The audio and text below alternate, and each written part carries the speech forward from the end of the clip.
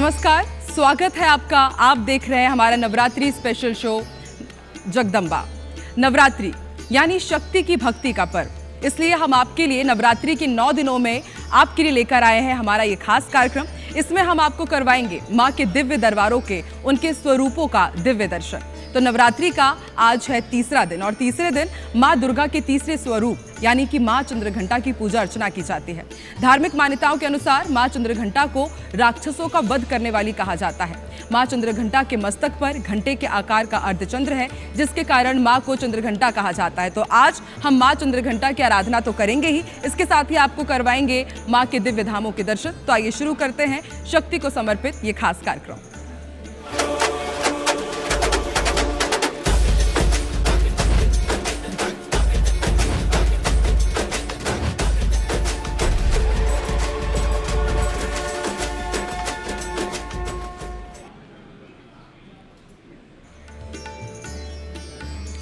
तो नवरात्र के अवसर पर भक्त माता की भक्ति में लीन है और ऐसे में भक्त ग्वालियर के वैष्णो देवी माता मंदिर पहुंचकर दर्शन कर रहे हैं। लोग मानते हैं कि ये मंदिर उन लोगों के लिए एक महत्वपूर्ण धार्मिक स्थान है जो जम्मू कश्मीर में मां वैष्णो देवी मंदिर तक नहीं पहुंच सकते। वहीं हमारी टीम भी माता के दरबार पहुंची और लोगों से खास बातचीत की। तो चलिए आपको दर्शन करवाते हैं ग्वालियर के वैष्णो देवी मंदिर के। ग्वालियर की वैष्णो देवी, जी हाँ, आपने सही सुना, क्योंकि जो लोग जम्मू यानी कि कटरा नहीं जा पाते हैं वो ग्वालियर में छोटी वैष्णो देवी यानी कि इस मंदिर में जाते हैं। इसको उसी तरह से डेकोरेट किया गया है जिस तरह से वैष्णो देवी मंदिर है। और आप देखेंगे कि गुफा है और इस गुफा में हम चलते हैं, क्योंकि ये जो मंदिर है लगभग 1952 में इसको बनाया गया था और उसके बाद से ये मंदिर में ये गुफा है। आप देखेंगे कि गुफा में हम जा रहे हैं और पानी भरा हुआ है, इस तरह का ही नज़ारा वहाँ पर रहता है। और इसी तरह से इसको उसी तर्ज पर ये जो मंदिर है उसको बनाया गया है। और आप देखेंगे कि पूरी गुफा के नुमा है और ये मंदिर और पानी भरा हुआ है, देख सकते हैं इसके अंदर आपको।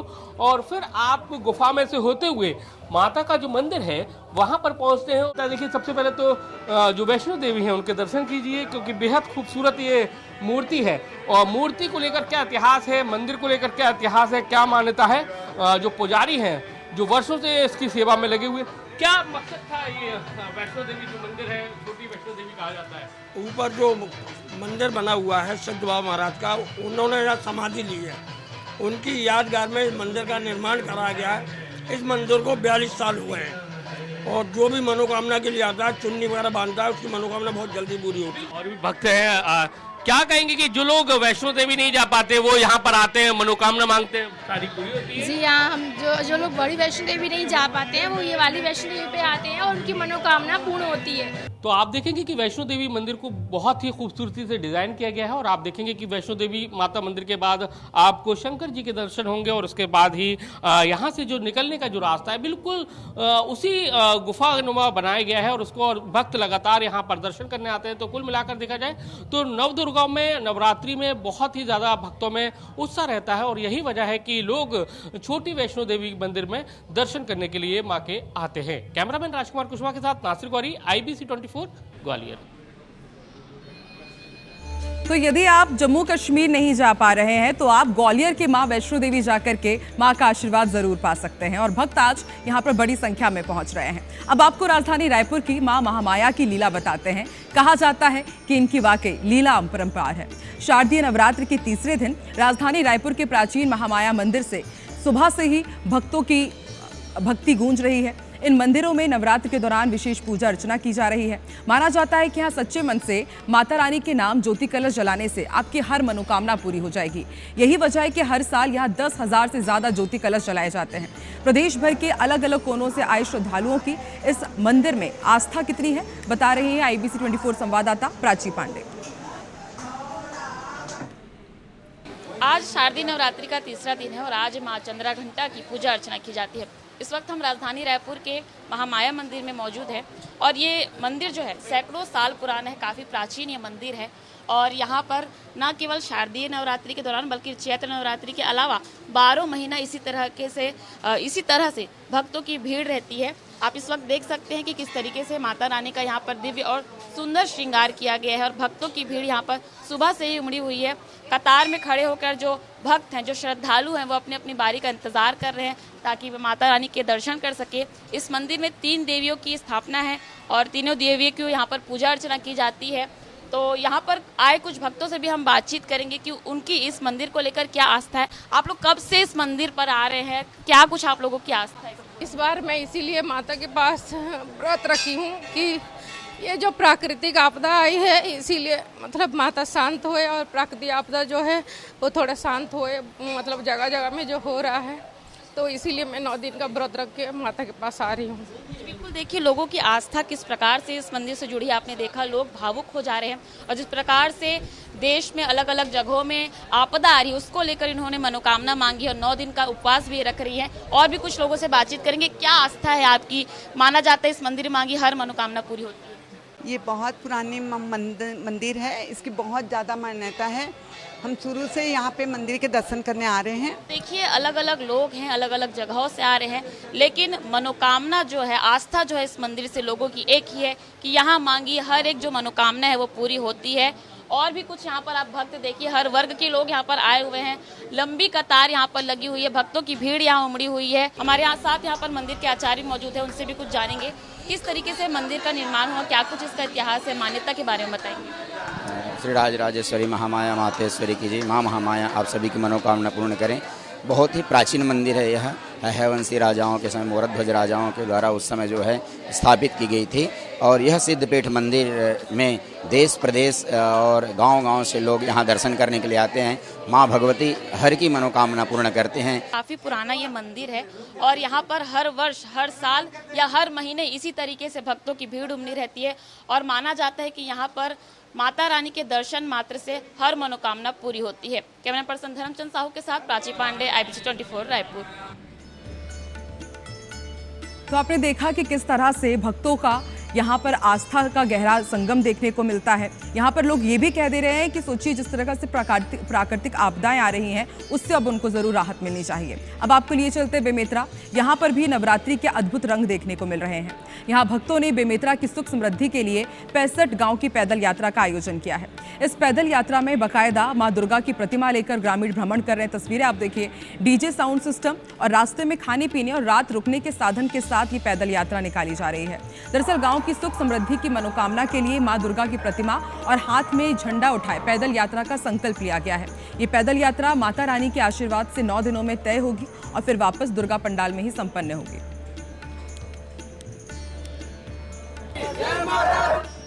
जी, इस वक्त हम बेमेतरा के कठोतिया पे है, जहां पर माता रानी यहाँ पर विराजमान है और हमारे साथ में यहाँ काफी लोग हैं। आप देख सकते हैं वीडियो के माध्यम से, यहाँ पर भक्तगण हैं और ये झंडा लेकर ये लगभग 60 से 65 गांव पैदल यात्रा करेंगे। हम उनसे जानने की कोशिश करेंगे आज ये पैदल यात्रा क्यों कर रहे हैं और किस लिए कर रहे हैं। भैया क्या नाम है आपका? मेरा नाम अजली नंदराम गंधर्व है और इस क्षेत्र का एक सेवक भी हूँ जिला पंचायत के रूप में मैं। लेकिन इस नवरात्रि के पावन अवसर में एक मन में प्रेरणा जागी कि माँ की कृपा से के विश्व कल्याण की कामना करके ग्राम कठौतिया नवयुवक संगठन नव दुर्गा माँ के पास मूर्ति स्थापित करके आज संकल्प लेके क्षेत्र के विश्व के और सबके कल्याण के कामना करके के पैदल यात्रा कराऊं। और ये पैदल यात्रा तक सीमित नहीं है, ये सबके कल्याण के कामना है और यही माँ के हम सब लालन। तो ये बताया जा रहा है कि नंदराम के द्वारा यहाँ पर पैदल यात्रा करेंगे, 60 से 65 गांव में भ्रमण करेंगे, पैदल झंडा लेके माता के मूर्ति रखकर ये पूरे क्षेत्रवासियों की शुभकामनाओं के लिए, सुख शांति के लिए ये पद यात्रा कठुतिया से निकाल कर ये 60 गांव में भ्रमण करके फिर वापस माता रानी के चरणों में वापस आएंगे। कैमरामैन युवराज पटेल के साथ मोहन पटेल, IBC 24 बेमेतरा। दंतेवाड़ा में नवरात्र के मौके पर हर साल हजारों जोत जगमगाते हैं और इस बार भी करीब 10,000 जोत प्रज्वलित किए गए हैं। ज्योति जलने के बाद भवन का तापमान 45 से 50 डिग्री तक हो जाता है, लेकिन इसके बाद भी सेवादार यहाँ 24 घंटे जुटे रहते हैं। अलग अलग पालियों में यहाँ सेवादार काम करते हैं। भीषण गर्मी के बावजूद वो ज्योत की देखभाल और व्यवस्था में लगातार जुटे रहते हैं। सुबह से देर रात तक ज्योति कलश भवन में उनकी सक्रियता बनी रहती है। सेवादारों का कहना है कि माई जी की सेवा और श्रद्धालुओं की सुविधा ही उनके लिए सबसे बड़ा संतोष है। ज्योति कलश भवन का जायजा लिया IBC 24 संवाददाता वेद प्रकाश संगम ने। शारदीय नवरात्र का पर्व शुरू हो चुका है और इसके साथ ही जो भक्तों का सैलाब है उसके उमड़ने का सिलसिला भी शुरू हो चुका है। नवरात्र के पहले दिन से ही ज्योति कलश प्रज्वलित किए जाते हैं। एक शुभ मुहूर्त में ज्योति कलश प्रज्वलित करने की परंपरा है। इस समय मैं ज्योति कलश भवन में ही मौजूद हूँ। यहाँ लगभग 10,000 ज्योति कलश प्रज्वलित किए गए। ये वो ज्योति कलश हैं जो भक्तों द्वारा अपनी मनोकामना पूरी करने के लिए एक तरीके से माता के दरबार में हाजिरी देने के स्वरूप में ये ज्योति कलश प्रज्वलित किए जाते हैं। 10,000 दिए हैं और लगभग 45 से 50 डिग्री यहाँ का टेम्परेचर है। यहाँ पर नंगे पाँव ही लोग आते हैं क्योंकि ये आस्था का ये जगह है, पूजा पाठ यहाँ होता है। बड़ी मुश्किल से हम यहाँ खड़े हो पा रहे हैं और ऐसे ही एक सेवादार हैं जो दिन रात यहाँ पर ये इन दियों को बूझने से रोकते हैं। साथ ही अगर तेल खत्म होने की बारी आए तो उसे मेंटेन करना भी इनकी जिम्मेदारी है। 50 डिग्री के आसपास तापमान होगा। कैसे ये काम करते हैं, इनसे बातचीत करते हैं। दादा, आप लोग इतनी गर्मी में कैसे काम करते हो? यहाँ तो पैदल मतलब नंगे पैर खड़े रहना मुश्किल है। मुश्किल है, यहाँ पर एकदम गर्म खूब है, एकदम जलन कर रहा है। कितने लोग आप लोग यहाँ पर लगे रहते हैं 9 दिन? 80 जन यहाँ काम करते हैं। 80 आदमी। हाँ। आप लोग कितने घंटे काम करोगे? 8 से 1 बजे तक।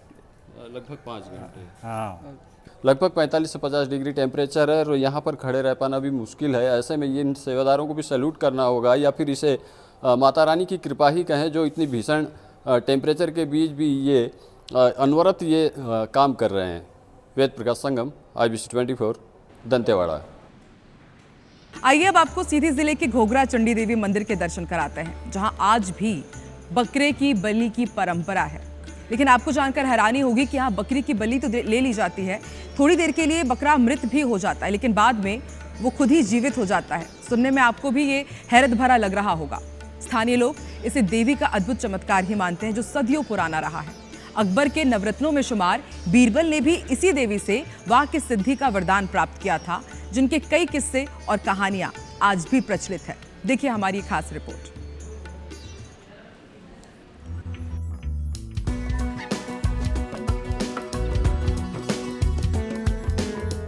नवरात्रि के दिनों में सीधी जिले के घोघरा देवी मंदिर में दूर दराज से श्रद्धालुओं का तांता लगा रहता है।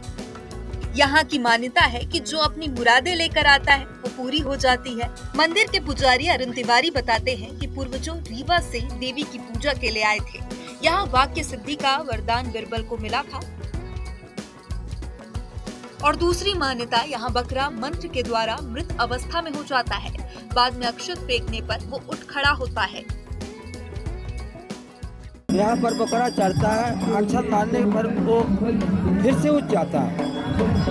मृतक हो जाने के बाद में अक्षत छोड़ने में मृतक से वो जीवित हो जाता है। उनकी यही महिमा है। पहले यहाँ पर खड़ा बकरा का बदन होता रहा, भविष्य में बंद हो चुका है। यही नदी में करते हैं तपस्या। बीरबल, रघुबर बीरबल 2 भाई रहे। बीरबल यहाँ से वरदान पाए रहे और वरदान पाए के फिर चलेगी रीवा, रीवा से चलेगी दिल्ली, दिल्ली से। मान्यता है कि जो मन्नत यहाँ मांगी जाती है वो पूरी होती है। काफी दूर दूर से लोग यहाँ दर्शन करने पहुँचते हैं। यहाँ बीरबल की भी कहानी प्रचलित है। बीरबल यहाँ नदी में स्नान करते थे। इसी मंदिर में एक अच्छा मंदिर था। स्नान पूजा करके तपस्या करते, बोलते तपस्या करते करते माता प्रसन्न हो गई कि क्या मांगो, मांगे कि जो वचन कहने सत्य हो जाए।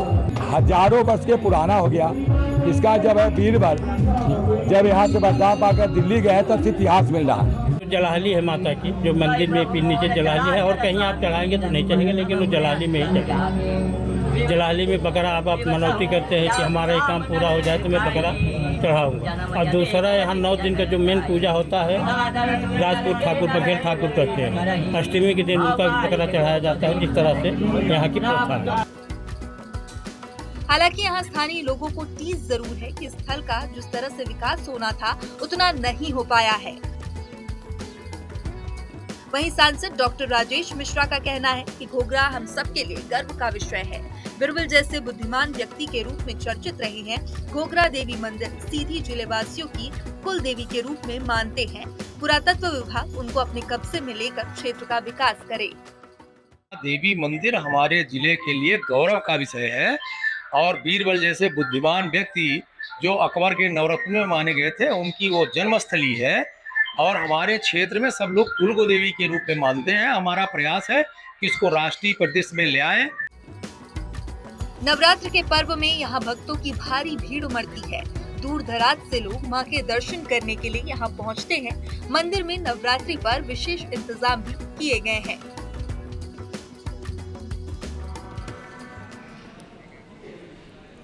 वक्त एक और छोटे से ब्रेक का, बने रहिए आप हमारे साथ। ब्रेक के बाद भी खास पेशकश जारी रहेगी।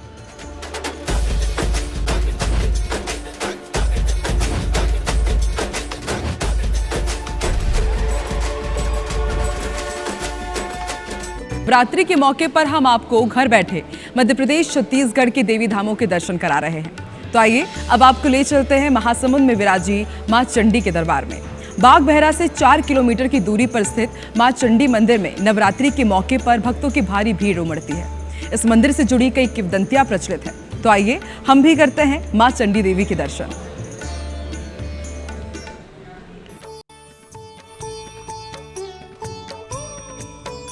पहाड़ियों से घिरा सुरम्य स्थल, चारों तरफ प्रकृति की खूबसूरत बिखरी छटा। ये नजारा महासमुंद के बागबहरा के चंडी मां मंदिर का है। प्रकृति ने इस स्थल को दिल खोलकर खूबसूरती दी है। शायद इसलिए मां चंडी ने यहीं पर अपना निवास बनाया। तभी तो नवरात्रि में मां के दर्शन के लिए भक्तों की भारी भीड़ उमड़ पड़ती है। शहर के दक्षिण हिस्से में स्थित इस मंदिर में मां चंडी की 23 फीट ऊंची प्रतिमा स्थापित है। देवी की ये प्रतिमा रौद्र और दक्षिण मुखी होने के कारण मनोकामना पूर्ण करने वाली मानी जाती है। हमें यहाँ पर 3 से 4 साल हो गए कंटिन्यू। हम यहाँ पर आते हैं, माता से विश मांगते हैं जो हमारी आने वाले साल तक पूर्ण हो जाती है, इसलिए हर साल हम यहाँ आते हैं। माता रानी के दरबार में यहाँ 5000 से भी अधिक दीप जले हुए हैं और माता रानी के चरणों में दर्शन के लिए हम हर साल आते हैं यहाँ पर दर्शन के लिए। नवरात्रि के मौके पर मंदिर प्रबंधन ने खास इंतजाम किए हैं। इस बार यहाँ पर 5351 ज्योति कलश स्थापित किए गए हैं। साथ ही हर रोज यहाँ पर विशाल भंडारे का आयोजन किया जाता है। माता जी की जो भी व्यक्ति आता है और यहाँ माता जी से जो भी मनोकामना मांगता है, संतान है, धन दौलत है, वो सब माता जी पूर्ण करती है। यहाँ पर जितने भी भक्त आते हैं उनके लिए यहाँ पर भंडारा प्रसादी की व्यवस्था की गई है, जहाँ एक साथ हजारों की संख्या में हम वहाँ पर भंडारा का प्रसाद खिलाते हैं। मां चंडी भक्तों की हर मुराद पूरी करती है, लिहाजा मां चंडी के दरबार में दर्शन के लिए भक्तों की भीड़ हर साल बढ़ती जा रही है। Bureau report, IBC 24।